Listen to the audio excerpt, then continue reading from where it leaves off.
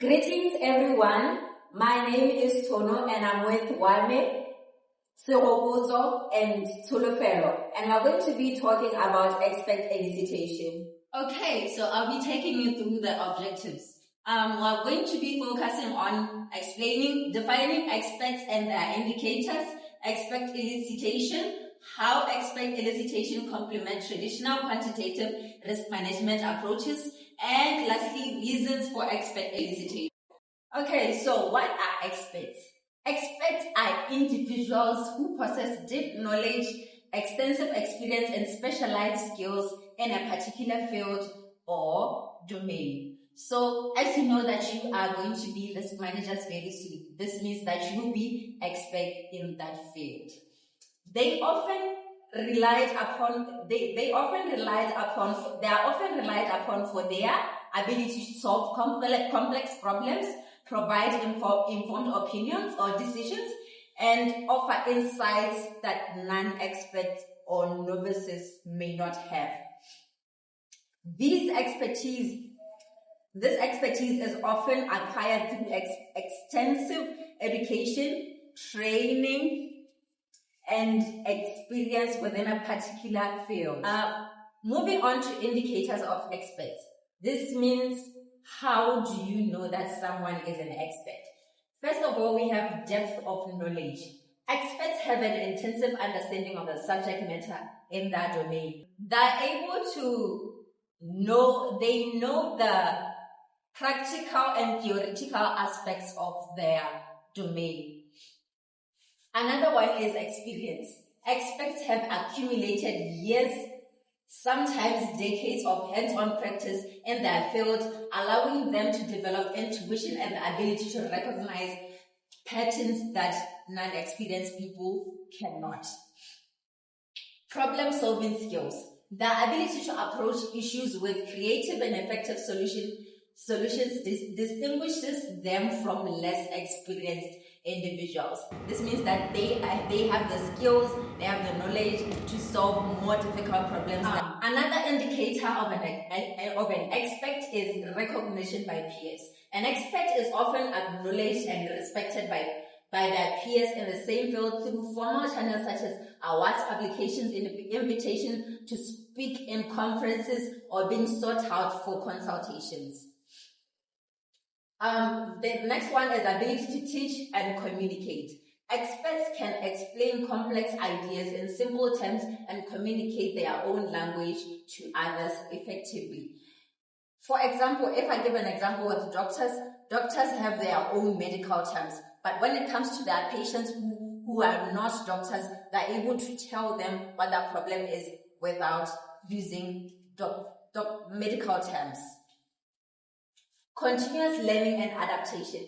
Experts recognize that their field may evolve, and they continually update their knowledge and skills.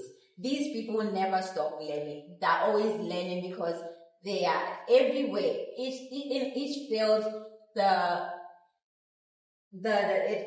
every field grows, so it evolves. So this means that the knowledge that experts have to evolve as well. Moving on, we are going to talk about expert elicitation. Expert elicitation is a rigorous process used to gather insights or judgments from experts when there's an issue of uncertainty or lack of sufficient data of a particular issue. Moving on to the purpose of expert elicitation. Expert elicitation seeks to obtain informed judgments from experts in a systematic and structured way, particularly when data is scarce or ambiguous. Now we have the process of expert elicitation. The first step is framing the question.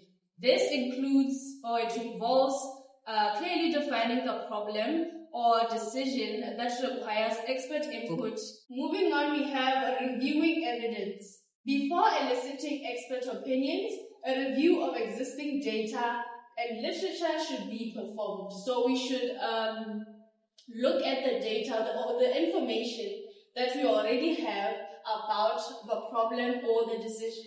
Next, we have recruiting experts. This involves selecting the right experts by identifying individuals individuals with the relevant expertise and experience in the specific area being addressed. For example, when we talk about pandemics, we look at experts like doctors because they are well versed in the medical field. The next point is probabilistic models.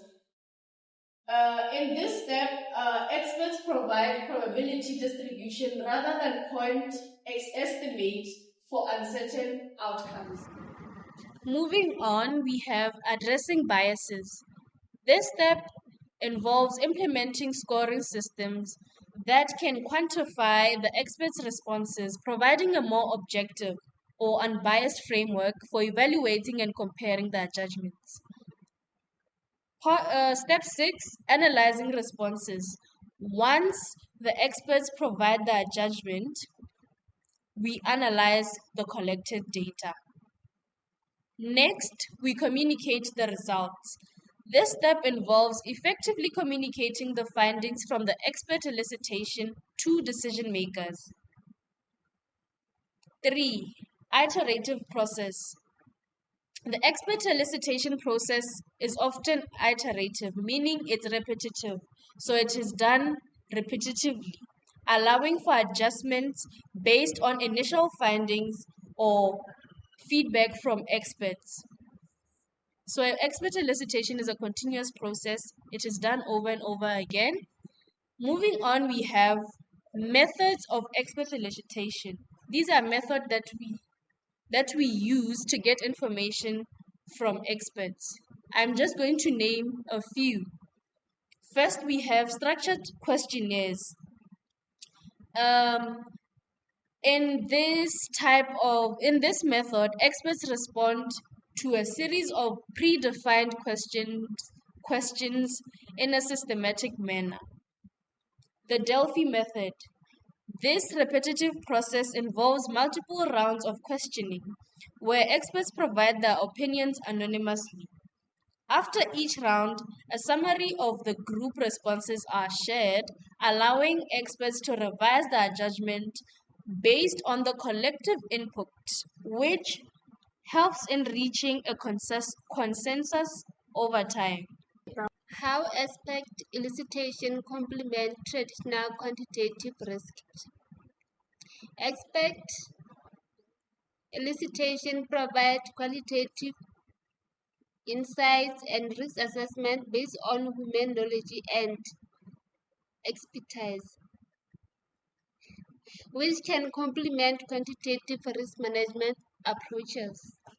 Expect elicitation can help identify and assess risks that may not be captured by traditional models, such as rare or low probability events. Expert elicitation can provide more comprehensive assessment by capturing human judgment and subjectives that may be difficult to quantify. Lastly, expert elicitation can help identify and help to assess uncertainty and ambiguity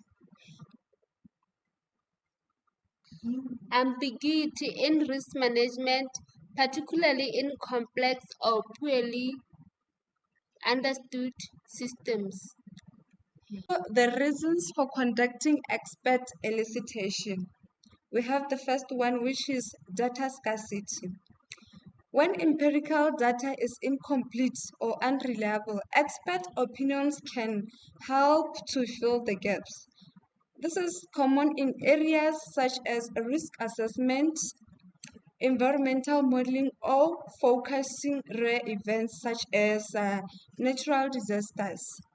Taking natural disasters as an example, and natural disasters like major earthquakes are rare and often don't occur frequently enough to build comprehensive statistical models. In such cases, empirical data may be scarce or unavailable. Expert elicitation allows decision makers to tap into the collective knowledge or specialists who have studied the past events, trends, and related phenomena. These experts can provide informed judgments, and when direct data is limited. Now we're moving to the next reason, which is complex decision making.